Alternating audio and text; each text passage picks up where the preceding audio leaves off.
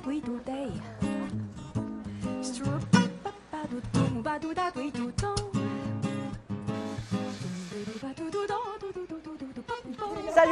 heute treffen wir ganz besondere Person.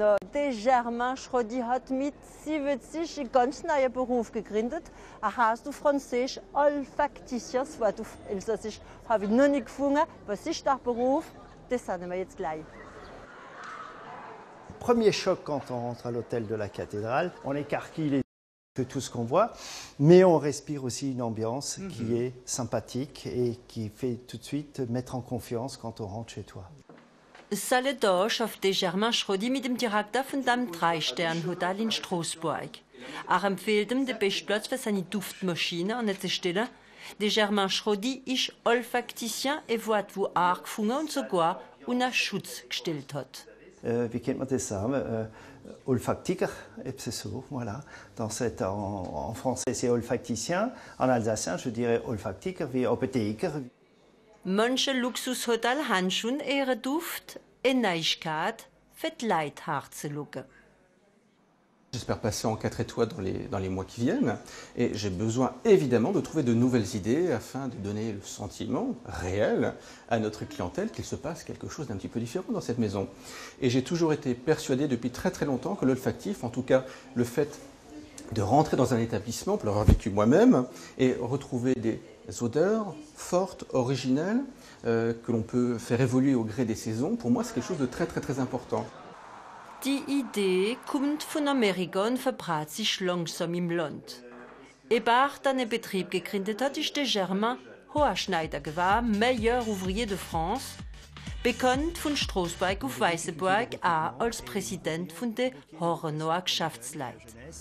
Seine Salon hat er verkauft, die Liebe zum Duft ist ihm geblieben, der letzte Vertrag stammt von der Garage, er sucht ein Parfum, wo noch ein neues Auto schmeckt.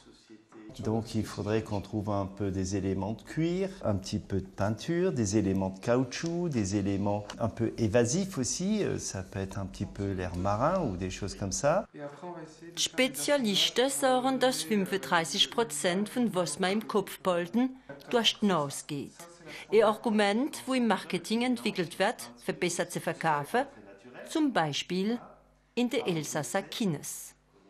Für den Saal angenehm zu machen, dass wenn er eine Stunde lang oder 1,5 Stunden lang im Saal sitzt und man hat ja kein Fenster, wie man aufmacht und entlüftet im Cinema, donc also es eine Luft gibt, wie angenehm ist, relaxant ist und wie man sich wohlfühlt. Das ist das erste Problem. Und natürlich für die Cinema haben wir eine zweite Gabe. Das ist, dass die Leute Popcorn kaufen. Dann tun wir Coca-Cola oder Popcorn, Duftbluse, dass die Leute ein bisschen Lust haben, für etwas zu konsumieren. On est en voyage.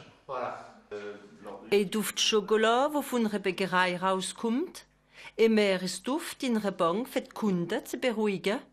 Der Morgen nimmt zu. Je prends l'exemple du lime, c'est une fragrance qu'on a mise sur un stand pendant la foire européenne, une entreprise qui voulait attirer le client par l'odeur. 2-3 stands avant, tiens, ça sent bon, qu'est-ce que c'est? Et on attire et après on arrive jusqu'à ce stand et on se dit tiens, mais qu'est-ce qu'ils font? Donc ça, on éveille la curiosité, c'est ça le but, c'est éveiller la curiosité et créer une ambiance agréable. Et ça marche. Der Germain ist der einzigste Olfaktiker im Elsass und es gefällt ihm. So, j'ai fini de faire la description. Er schafft mit seiner Frau.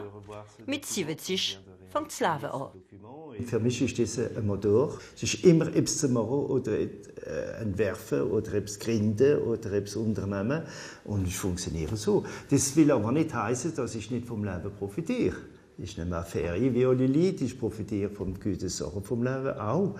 Aber auf der anderen Seite, solange wie es geht, solange wie mein Hirn noch klar ist und ich kann physiquement noch etwas machen, machen wir so weiter. Ne?